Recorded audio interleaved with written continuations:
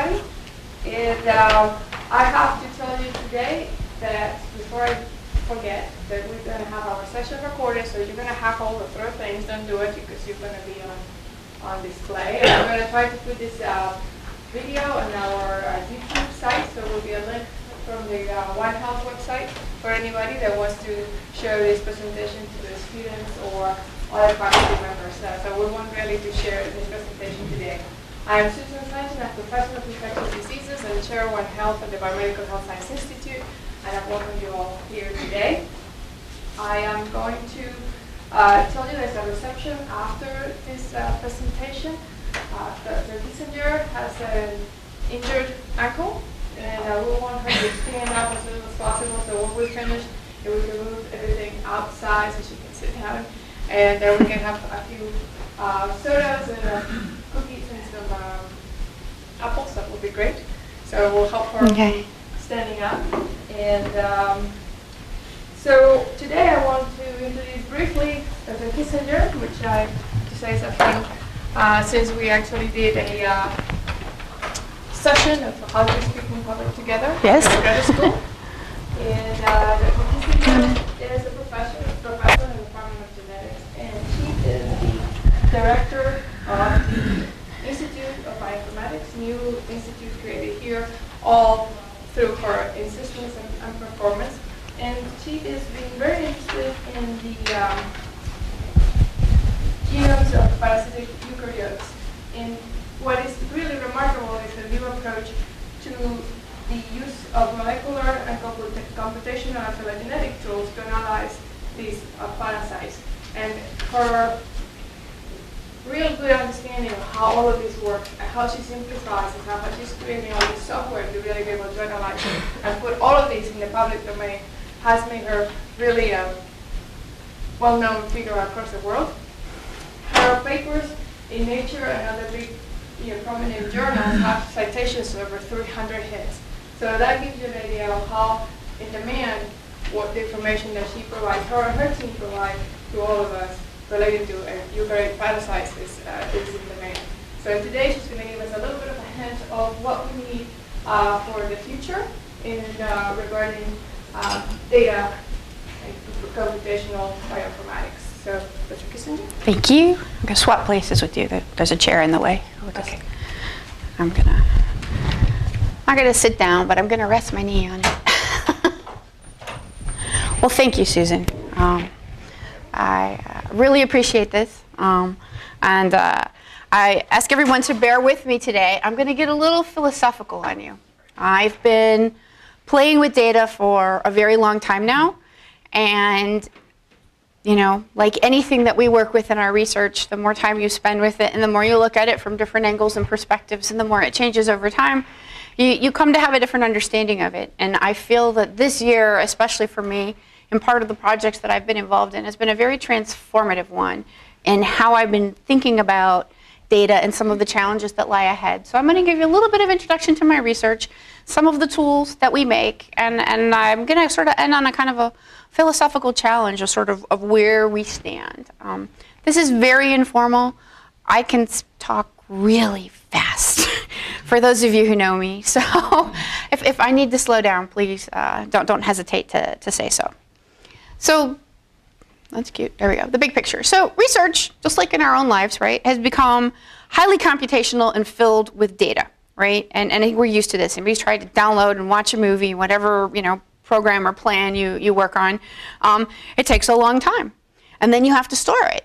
Now, at home, you're recording a TV show, sports game, whatever. Well, when your disk is full, well, you just delete it. But you don't want to do that with scientific data, especially if it doesn't exist somewhere else. So this idea of how you're going to keep it and how you're going to move it around is really important. The next thing that becomes really important is integrating it with other data, right? And so we might see this if you have, face recognition on some of your software, so it tries to automatically tell you who's in the picture or where it was taken because of your GPS locations. This is integrating data in an interesting way. Data are integrated all the time in various aspects of our life, but they're rarely as integrated as they ought to be in the scientific realm. And so I think this is very important as well. And then despite integrating data, we also need to mine data. and analyze data. We have to be able to find it and do things useful with it. And so as scientists, our modicum of sharing information has been publishing, all right? But data on the written page and in the photograph that's printed on a published page is not very useful when you want to actually reanalyze it and you want to reuse it and you want to do things with it. And so these are some of the challenges that we're facing. NIH is beginning to recognize these challenges. They've been funding the generation of data for a very, very long time.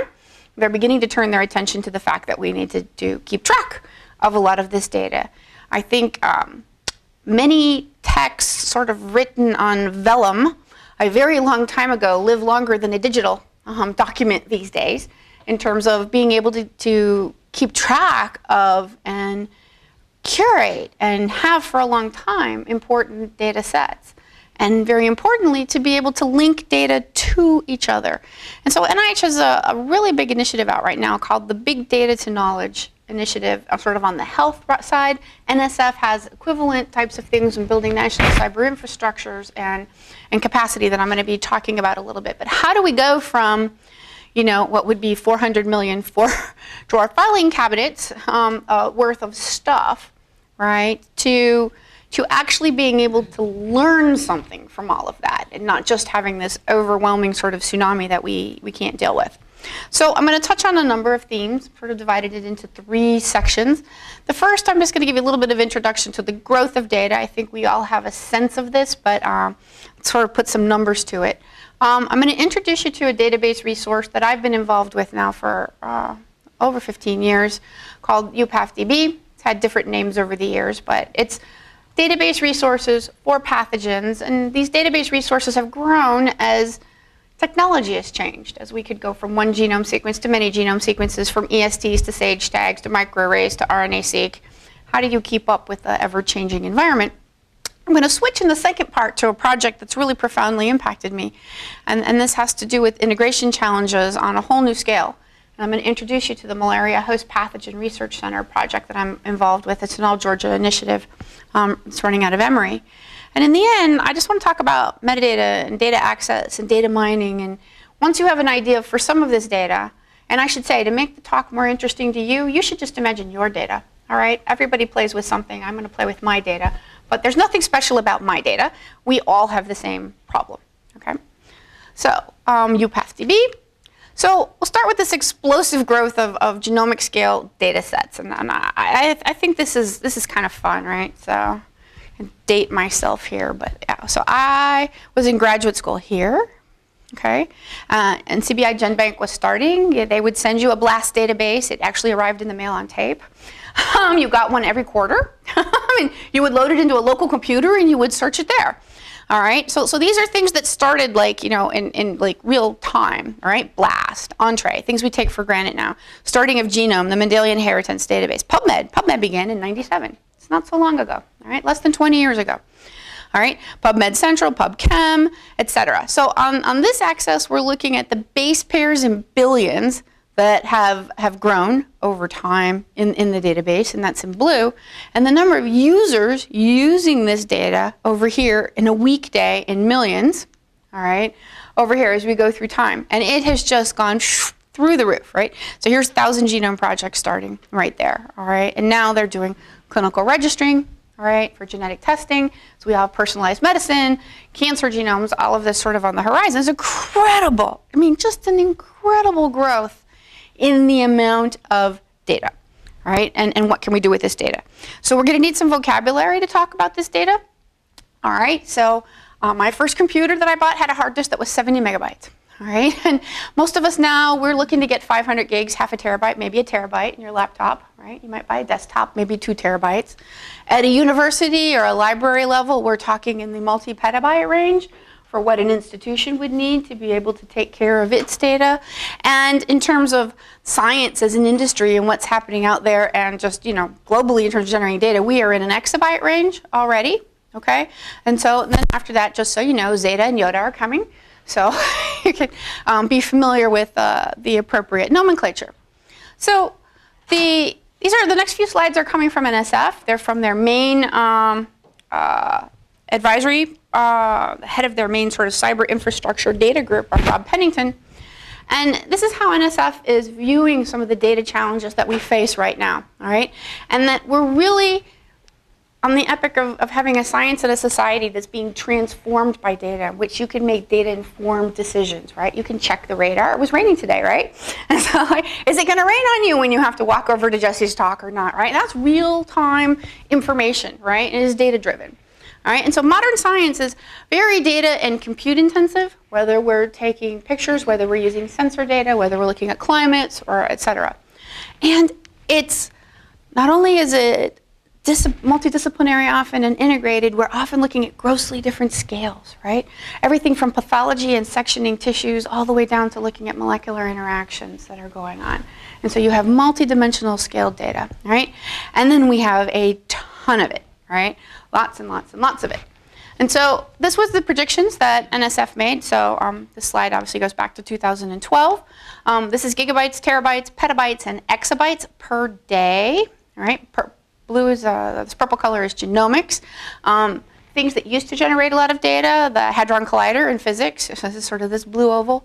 And here's a prediction over time, all right? And so when you look at genomics, climate, and the environment are going to be the largest generators of data in the scientific realm that we're going to need to be able to try and take care of. You know, that's not so far away, right? This is 2015. When we're talking about generating petabytes of data per day, not necessarily an individual researcher, but that wouldn't put it past me. I'd love to try. So how do you start taking care of this data, right? And so a lot of the funders, the agencies, you name it, think tank people, put a lot of thought into this. And kind of a three-tiered structure is emerging. So I just want to let people know sort of what's sort of on the horizon and what the thinking is. And that is that data have kind of a very useful lifespan when they're generated to solve a particular problem in a particular project. And so groups need access to that data at laboratory, community type level. And so the repositories exist at this, and they serve the community that is generating them that needs to. But at some point, they need to be taken care of, they need to be guarded, they need to be curated, they need to be prepared for longer term storage, but still accessible and usable. And you kind of have this middle tier. And then there's the idea that at some point data have sort of outlived their usefulness, but you still don't want to get rid of them, and so you need to archive them, right? And that's yet a different layer. But this archive isn't going to respond to the daily needs of a community or a user, right? And so different sort of levels of planning in terms of how it would take care of data. But the idea is to not just think about producing data as a result of science, but actually using data to enable your science, all right? To facilitate what it is that you're going to do, to mine your genome to come up with better targets so that when you do your wet lab experiment, you're able to focus on it, right? So we want to use data for models, for predictions, for any type of thing. And so thinking about what are the strategic investments that need to happen at the very large scale to preserve the work that probably everybody sitting in this auditorium, is generating, is one of the really big challenges that's facing science right now. All right, so I'm going to shift from that sort of theoretical realm to maybe a realm that's a little closer to many of us, all right? I live in the infectious disease realm. We have model organisms of various types. We have pathogens. Sometimes we have vectors. We have human hosts. There's surveillance. There's disease biology. There's medical informatics and electronic medical records. There's all kinds of information out there that somehow, ideally, if it could talk to each other and play nicely together, would help solve many problems, all right? And so, this is obviously something many groups have been working towards, and certainly we thought that when we had the genome sequence of the parasite and of experimental and now human hosts and of the vector, that we would have this better understanding and be able to mine this data to better treat these pathogens and the hosts infected with these pathogens. And of course, we learned that it was far more complicated than we thought, and that we needed much more information and more experiments. And so now we have gazillions of genomes. But the goal shouldn't get lost in the data generation process, and that is the goal is to try and use these data somehow to be able to do something useful. Using these data is very difficult, all right? So you have your genomes and their annotation, you have some blast hits, some expression profiles, some SNPs, some comparative genomics, maybe some phylogenetics, some isolates from different parts of the world, some different phenotypes, protein structures, protein localization, protein expression, orthologs, RNA-seq, Go function analysis, protein-protein interactions, your ChIP-ChIP, you can have ChIP-seq, you got your pathways, and you're supposed to, like, of course, for your thesis, take all this information and solve a problem with it, understand something about the host pathogen interaction. Those of you who deal with data in this audience know this is really hard. Everything's in a different format, in a different version. Some of it's available, some of it's not available. It was published, but then you contact the lab and the student graduated, nobody can find the file, and sound familiar? Okay, it happens, all right?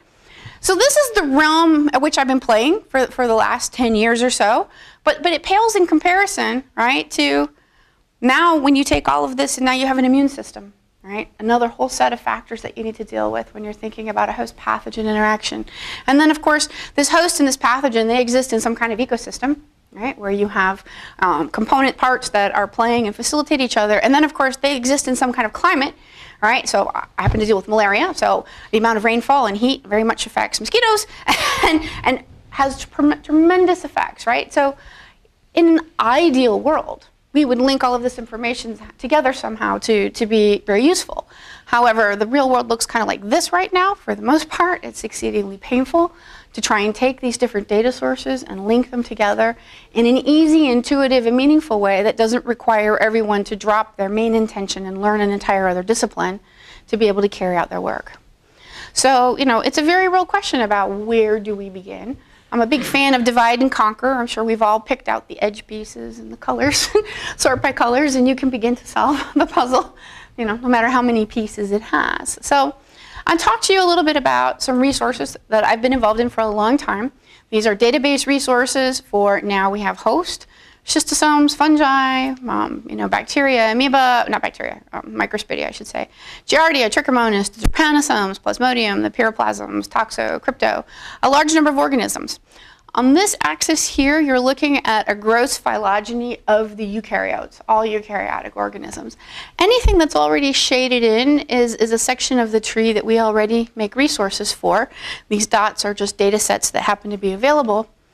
These other data sets are covered by other groups that NIH funded like us, they cover the bacteria, the viruses, and vectors like ticks and mosquitoes.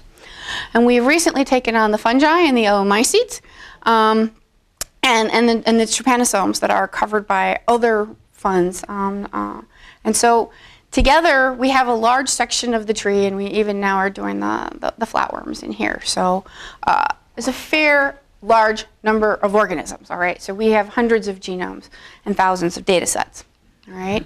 So UPathDB is the portal. It's an umbrella database that can talk to all of those other different organism databases. I'm not going to spend a lot of time there. And again, my goal with this talk is that you sit back and imagine your favorite organism, whatever it is that's in here. I'm going to zip through a number of slides fairly quickly to show you how we've taken a very different approach. This is software made by biologists for biologists, all right, to try and facilitate answering questions. So let's start out with a thought experiment. And of course, you can imagine your own strategy here, but you want a vaccine candidate, a drug target. It's a very typical kind of project. Something you want to narrow down some gene out of a genome that has some properties that are of interest to you, all right? In this case, it's going to be a vaccine candidate, it's going to need to be a protein, it's going to need to be on the surface, it's going to need to be expressed at the right time so the immune system can see it. You'd like to know that from both RNA-seq and proteomics evidence, and you'd really like to know that the immune system is seeing it. You'd like to look at diversity data from populations and know that that gene's under selection, all right? So by looking at synonymous, non-synonymous ratios.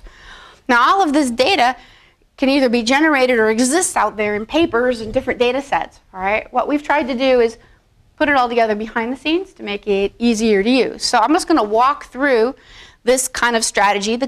Any one of them in and of itself is not sufficient to be a vaccine, but taken together, you can narrow down the list of targets in the genome. So I'm going to do this fairly quickly. I'm going to go in and I want to find genes by a protein feature. That feature was a signal peptide, which means it's secreted. So I'm going to do it in the deadliest human malarial parasite, Plasmodium falciparum. I'll make that bigger. It says 1,056 genes encode a protein that have a signal peptide. All right? Necessary but not sufficient. 2 years of study Turns out that a red button that says add step is irresistible to a biologist. All right? And, Boolean operation does not work, okay?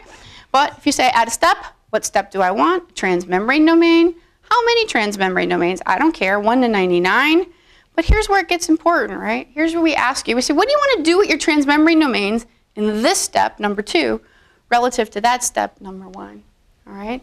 And here you have the ability to ask profound questions. Are you looking for genes that encode proteins that have a signal peptide and a transmembrane domain, or a transmembrane domain, a signal peptide and not a transmembrane domain? You have tremendous flexibility and freedom here, okay?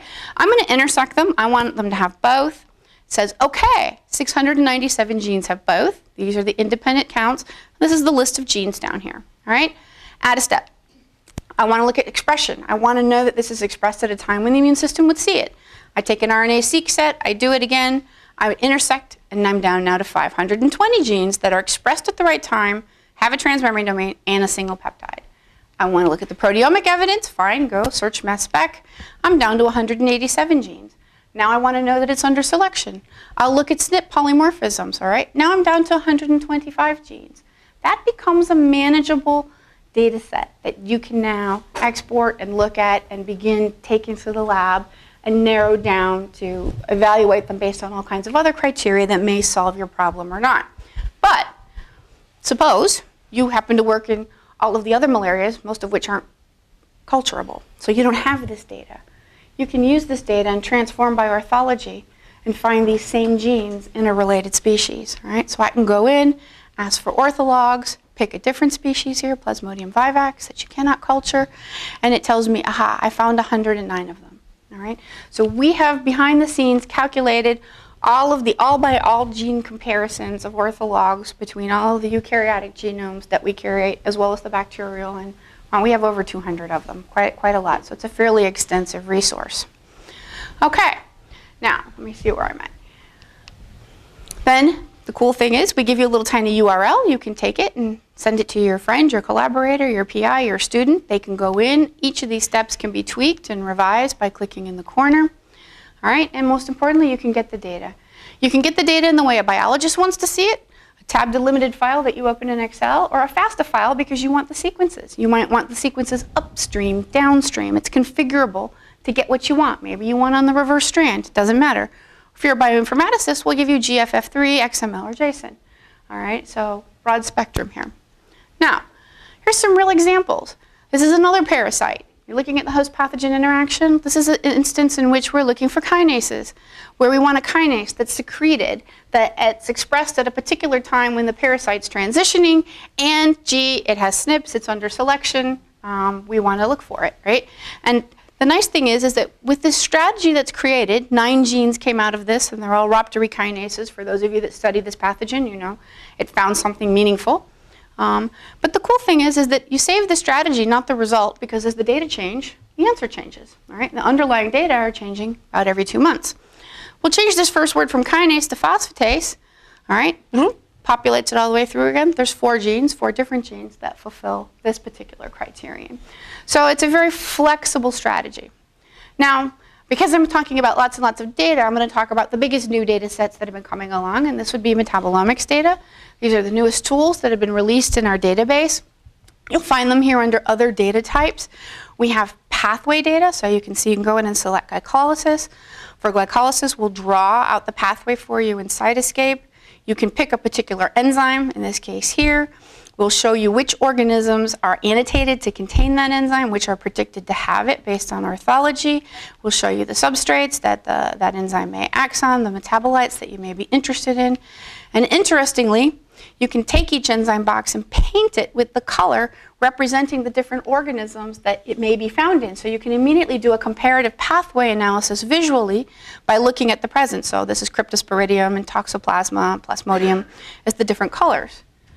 Well, if you can paint different organisms on there, you can paint different expression levels in experiments. So we could go in and we could now select an expression experiment from some study, and we can look at day 3, day 5, day 7, or tachyzoite. And now for each of the enzymes, we can look at gene expression levels across this pathway in an intuitive way to be able to mine the data.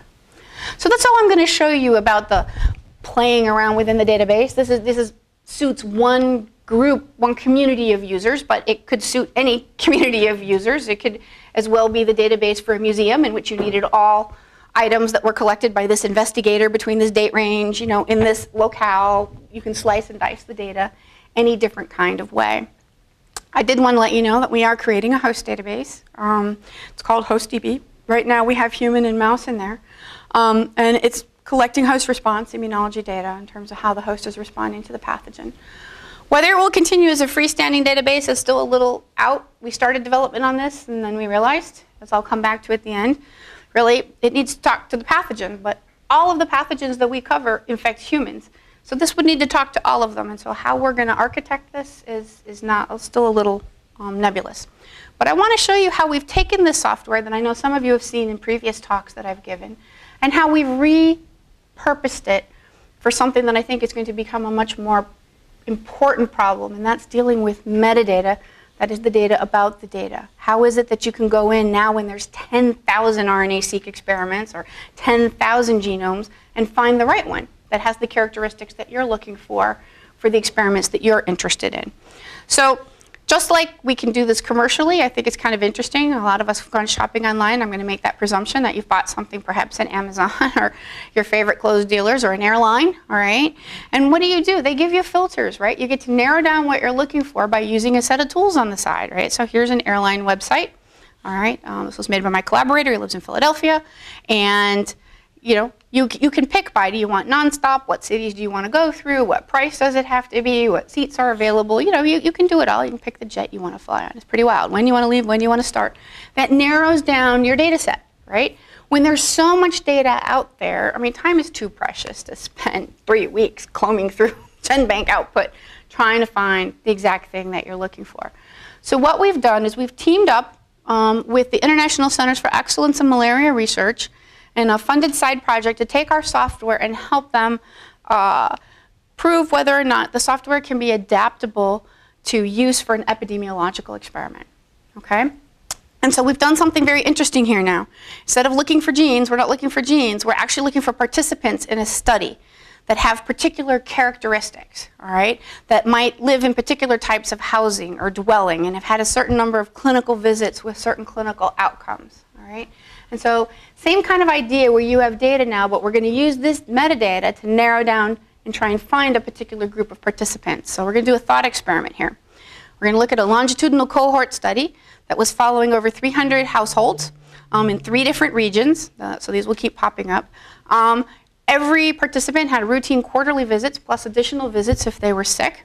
And there's extensive data on all the participants. We know their age, their genotype, their bednet usage. We know everything about their housing and their clinical visits, their diagnosis, the lab findings. As a matter of fact, this group has been collecting the mosquitoes in these houses and identifying what malaria parasites, if any, are in there, trying to figure out who bit who and transmitted disease.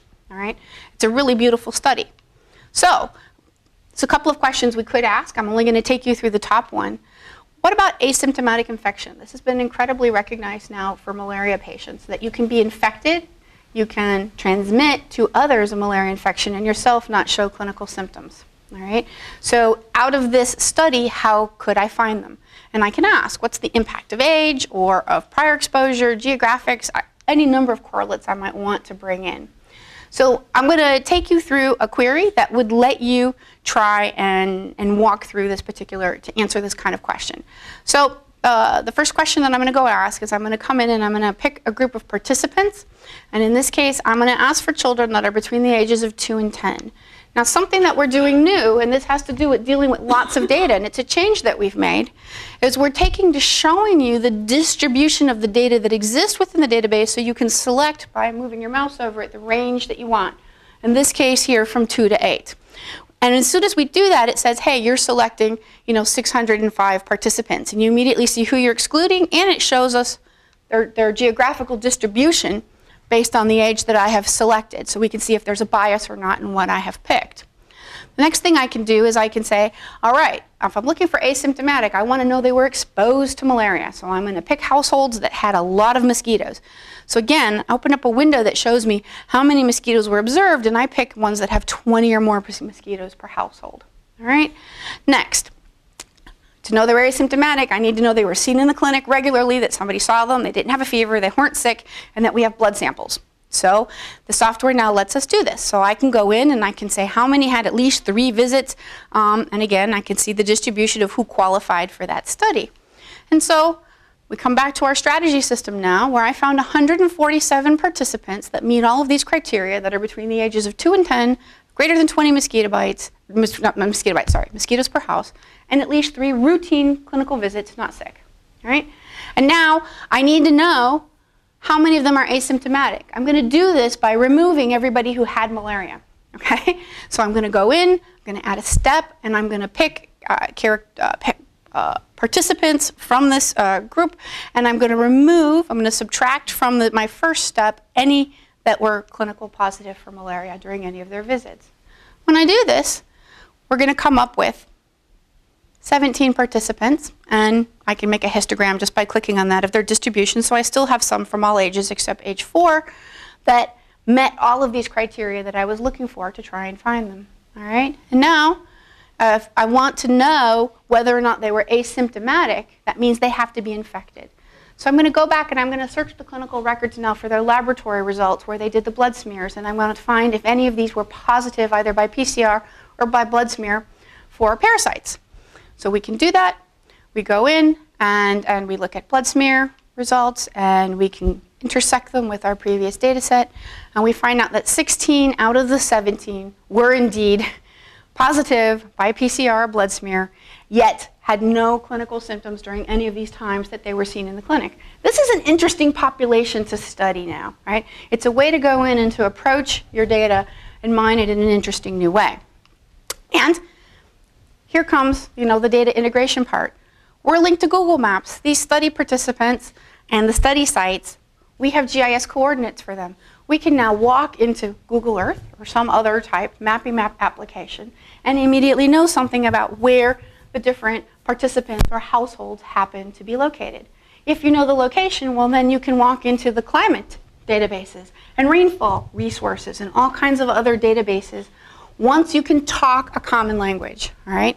So the point I want to stress here is we could only do this if these data were collected and if they're collected in a way that allows them to, A, permission to be in a database, to be shared. All ethics are observed here, all right? As well as things are that we speak a common language about how we define our coordinates on the planet, where we're going to be located, and the terms, what does it mean to have a fever, what does it mean to be X, Y, and Z. Okay, so that's it for my type of kind of biology that I was going to talk about for today. And then some of the tools that we make and some of the ways in which they're being used. I just give you an idea, the resources have been very well received. These statistics here only go up to 2003, but as of January of 2015, we are over 10,000 Google citations for use of the database. And very interestingly here, for Plasmodium, Toxoplasma, Trypanosomes, these different colors indicate where people from around the world are coming. So we have usage from Africa for the malaria database. We see very high usage for Trypanosomes in both Europe and South and Central America, very representative of endemic regions being able to make use of some of the resources.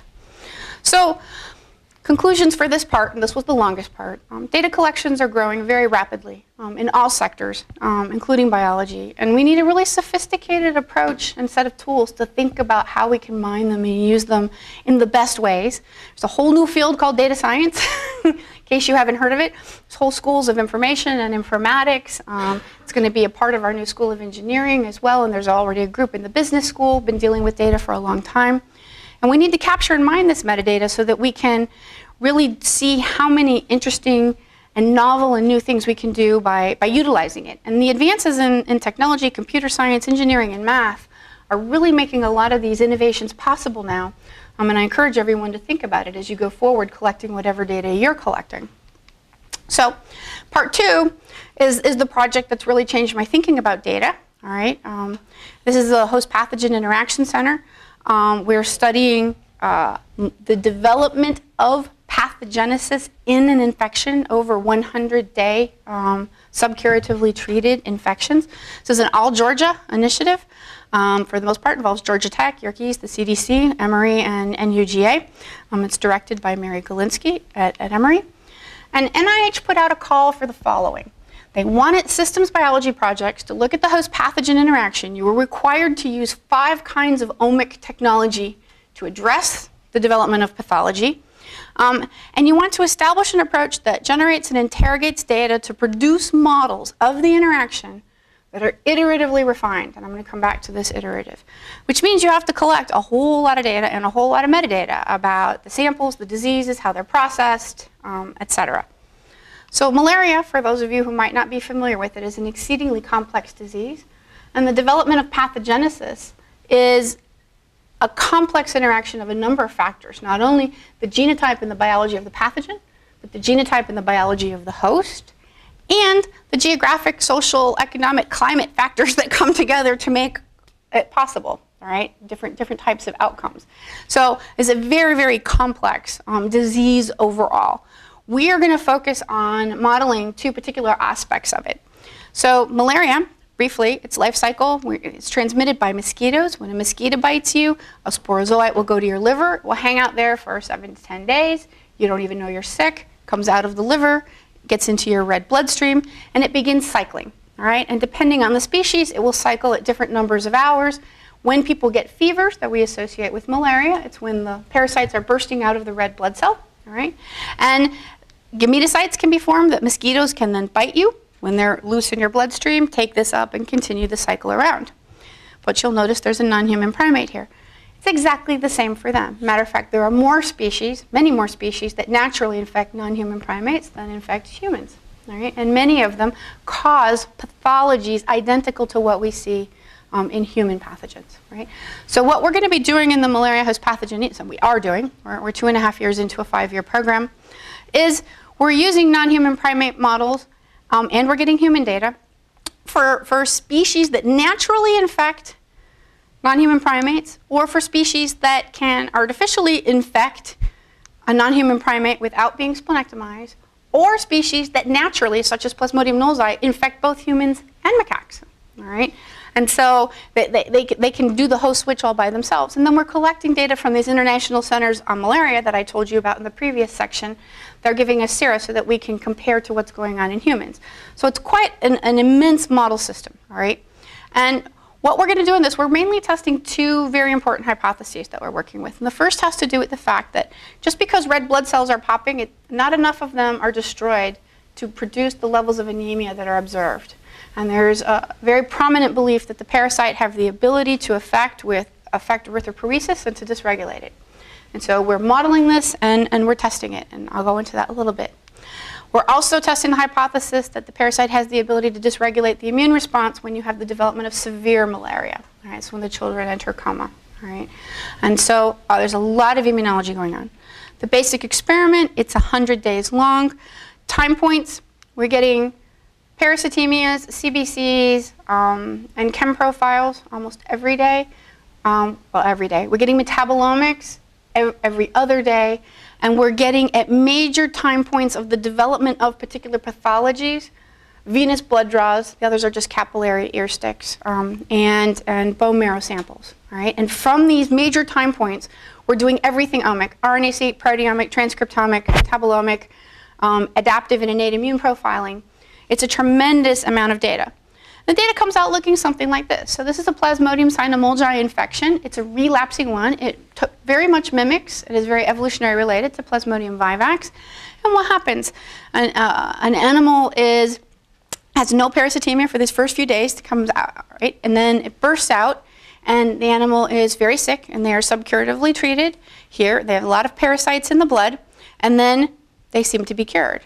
But what they have is they have sleeping, they're called hypnozoites in their liver that can just come back out at later times. We call these relapses. And so you can see relapse number 1 here, relapse number 2 there.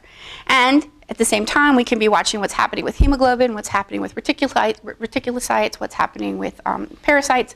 We can watch all of this going on over time in this 100-day period, and we're getting everything omic about it. All right? So there's a lot of data. The center is set up such that we are doing several different combinations of host parasite infections to answer very specific causes about pathology. Each one of those samples over the 100 days gets passed into the appropriate core, whether it's immunology, transcriptomics, proteomics, lipidomics, metabolomics. The data flows out into an info core. This is one that I maintain, flows then into the modelers for mathematical modeling, making predictions, and then we do an iterative experiment. So the modelers play a really important role in this, and this is one of the first real changes that I had, because as a biologist, I'm kind of used to like holding it in my hands, looking it, feeling it, having it, right? This is too much data to do that with. You don't browse it. You don't look at it in a genome browser, all right? There's way, way, way too much of it. You have to approach it with some kind of iterative computational approach that can go through it and glean information from it and make predictions from the data. And so we have several different types of modeling going on, from dynamic to Bayesian to ecologically inspired models. And I just want to give you a little glimpse for how a model might work, all right? So we all know DNA makes RNA, makes proteins, and proteins act on metabolites, all right? And so you can imagine measuring RNA levels at any given period in time. We can imagine measuring metabolites at those same times. We can watch over the 100 days in an individual what happens to those RNA levels and happens to the metabolite levels. And we can watch what happens in multiple individuals, because there's multiple monkeys for each of these experiments. But the really neat thing is to be able to link together, based on our knowledge of metabolic pathways, how changes in levels in some of these genes can then be interpreted and linked to changes that we may see going on in the metabolites of both the host and the pathogen.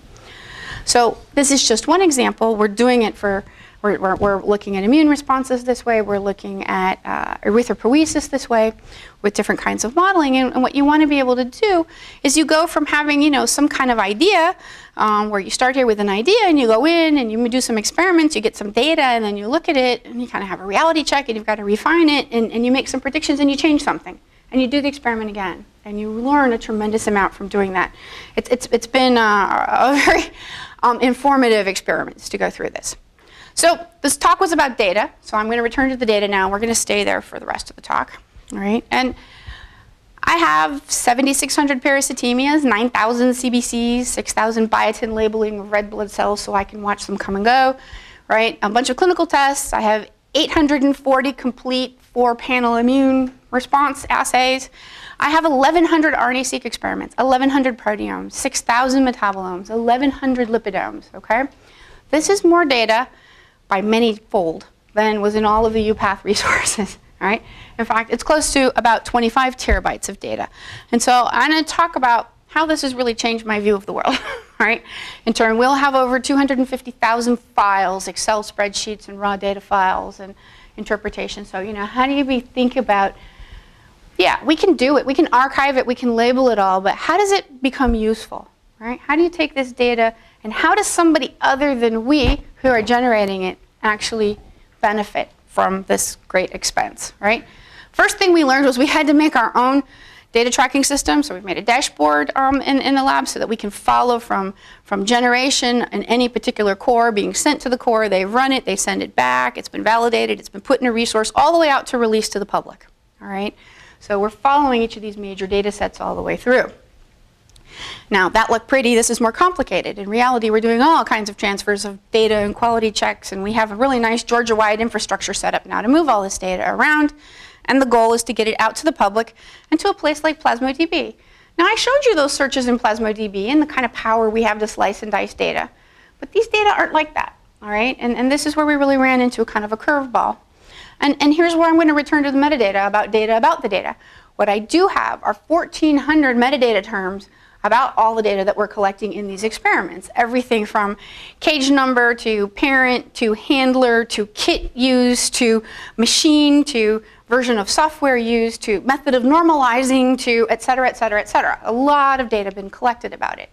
So as I was just iterating, I have a lot of metadata and I have a lot of data. Everything's been linked together with barcodes because there are millions of tubes, literally. I can't keep track of it all. So the computer does on everything, so I can link it back together.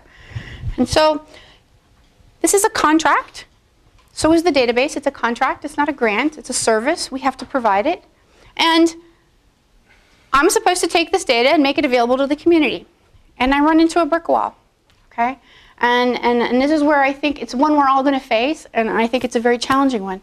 systems biology data, and almost any wet lab experimental data, just imagine your data set, really do fall into this category. We're moving past having the genome. Okay? You have many genomes now. You have many variables. And you can't look at them all. So what do you do? Because they're linked together. They have a meaning. I collected these here, and I collected those there. And these were from this depth or that depth or whatever you happen to be working on. Okay? And you have to have a way to describe the logic that connects your data to make it meaningful. And this is the part that we're missing right now, to help us make our data sets really useful to each other, all right? I don't know how to take, there are repositories. I can take all of this data that are beautifully tied together by the development of severe anemia at this point in this individual, and I'm looking at it molecularly in 360 degrees. And I can take the RNA data and put it in Geo. And I can take the proteomics data and put it in Pride, right? And I can take the metabolomics data and put it in Metabolite. And I have destroyed what was created that has the power to look at something in many ways. On the other hand, you have to put it in those repositories so people who are working on other things can link to yours and perhaps use it for a purpose you never imagined, right? So, but you don't want to duplicate having data in multiple places, all right? So this is a big deal, actually, trying to think about it. And then there's this problem of orphan data. There's all kinds of data that we do not have repositories for. Where do you send fever data, weight data, parasitemia data, right? There's not a database for that, but you can't understand the experiment. You can't make sense of all of this data in the absence of that information, all right? And so it has really become very challenging to think about how to pull all of this together. And what I really like thinking about is, and many of us in this room, I know, work on pathogens that infect the same host, right? And wouldn't it be nice to be able to link from those people who are studying HIV and those who are studying tuberculosis and those who are studying salmonella or whatever they happen to be studying and see whether or not different pathogens are exploiting similar pathways? Or is the host having similar responses to different pathogens, right? How many different gateways and doors are there in to think about these types of interactions, okay? But the way politically and financially and as disciplines we are structured, we each have our own silos of information that do not yet talk to each other. There are databases for many of those pathogens I rattled off. There's not a human database, right? I can't go to the host that way. I can't go to the cow, right? There is a mouse database. Mouse has their act together, right? But I can't do it in the same way to be able to try and link these data together in a way that we would like. So I think that metadata are essential to allow others to be able to use your data. Anybody who's tried to deposit data in any of these data spaces that I've been talking about knows there's some kind of minimum information standard. They make you fill out a little form. What animal did you use? What's your name? What's your address?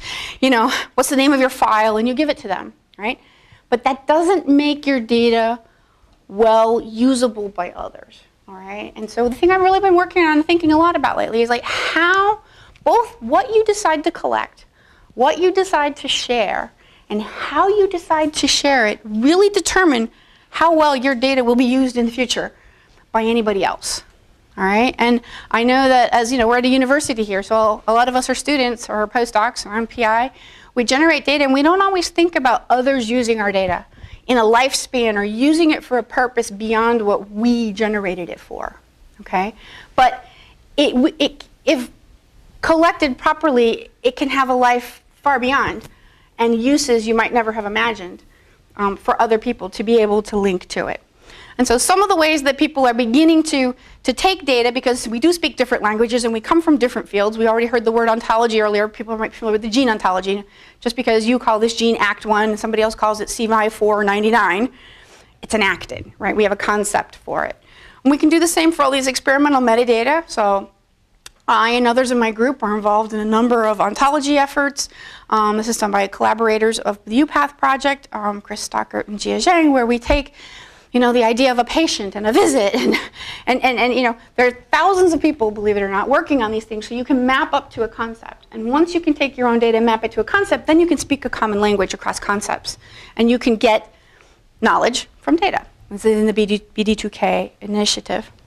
So I started all this by saying I didn't know where to put the data. I don't know how we keep it together. There's a couple of journals that have come out specifically to try and help deal with this problem.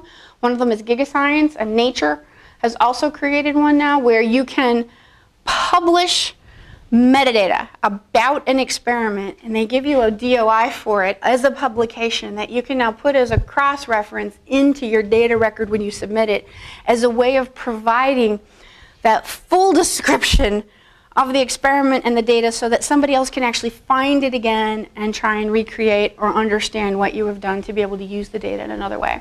And so it's nice that we've reached the age of a data set being a publication, as well as a publication being a publication, in terms of the effort that's gone into creating it, if it's something worth being reused again.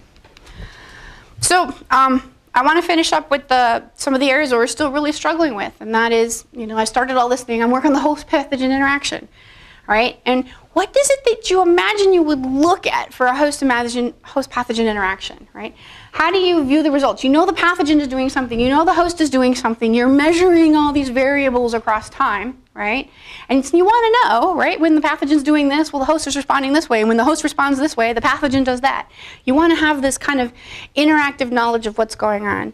And where I've really begun to change my thinking is that despite the fact that I'm a biologist and I'm a very visual person, you're not going to visualize it in the same way in those screenshots that I was showing you. You really kind of have to have a tool that goes in and says, oh, over time, plot something for me, show me this, and look at things in a more dynamic range, I think. But I'd love to discuss it further. I think it's a very, very interesting thing to visualize, to think how we would visualize it, to think how you would go and ask a question of the database, and how is it that you would, take this dynamic that's going on at the molecular level and link it to the development of pathology. I think it's quite interesting. Okay, so I talked earlier about starting with genomes, and we know we want to end, with vaccines and therapeutics and a better understanding of the biology, and I'm going to argue for the really important need for middleware to try and link things up together and to make data useful in a way that we never really thought about before. And so I just encourage everyone to take a walk in the data. And I think that it's only when you try to answer a question and link some pieces of data together that's where all the really cool tools come from. I like that I work on the database and we get these emails that come in and go like, why can't I? I'm like, yeah, good point. Why can't you? That's a good idea. You ought to be able to, right? And so then we can put things together. So I stood up here with a lot of I's and we's, and I have to give full credit to the we's in the group. So UPathDB, is a group of nearly 30 investigators, staff, many of whom reside up in my lab, many who reside at Pennsylvania and other locations. The project is co-directed by David Roos and myself at the University of Pennsylvania. This was one of our meetings when we all get together. We get together for big retreats every time, a couple days a year, and that's really important. And a very large number of funding sources have helped us cobble together funding for different organisms with different priorities and communities to be able to make the software available. However, I think the biggest thank goes to the community for sharing their data.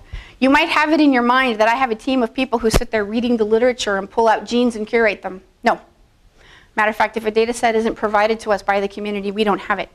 All right? And we're at the point where the value of integrating data is reward enough to work with the team to submit the data, because viewing your data in the context of all the other data is so much more powerful. We have a 6-month backlog of data to be loaded into the database. The second group is the MAPIC team, and this is only about half of them. This is a picture taken at Yerkes a couple of years ago. And Juan Gutierrez is also here at UGA. He's a mathematical modeler. And again, this is a very, very large team and a very large number of animals who are not sacrificed. They are treated at the end. We've had one death in the 3 years that the experiment has been running, but otherwise I'm pleased to be able to report that. And so I'm going to end with this picture and this quote that I thought was really neat. It came out from an editorial that was in Science in January this year. It says, interpretations may come and go, but the data are forever. And I think these are really exciting times. They're scary times. We're generating so much data, right? But what we do with it is really important, and how we think that facing the challenges of what we will do with it and trying to be as interactive with each other, I think, is a really exciting frontier if we're able to link the data together. I'm going to stop there. Thank you.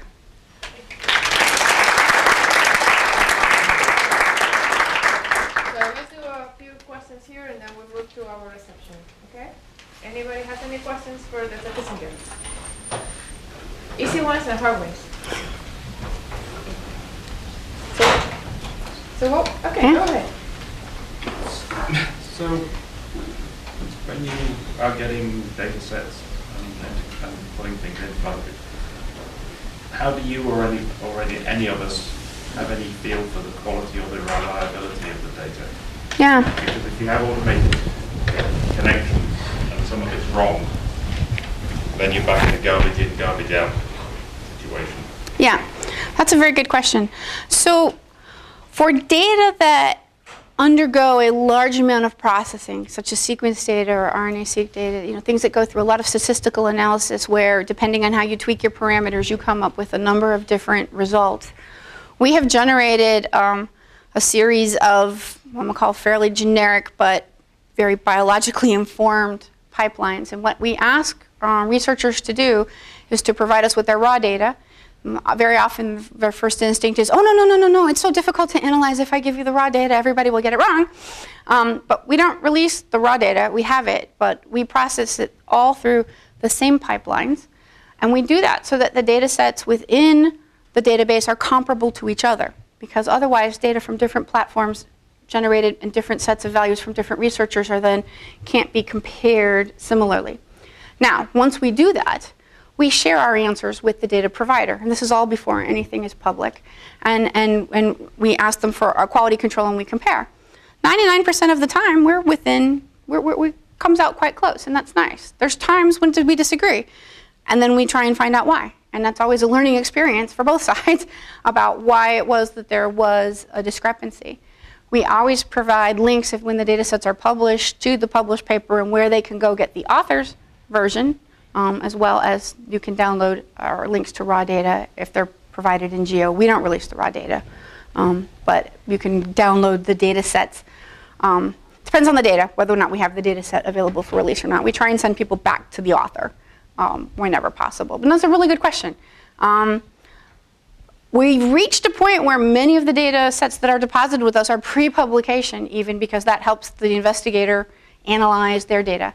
In that case, we ask for very extensive methodologies of how the data were generated, and those are tagged with every data set that's in there so someone who's using the data can understand.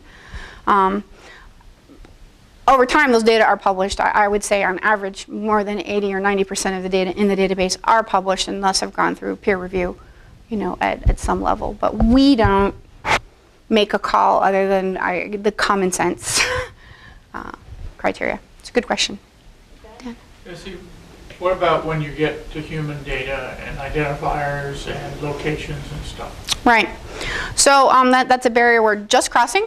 The data that I showed you from this particular isomer are not on a public website. You couldn't get to them. You've seen them in my talk, but right now they're available only to that project.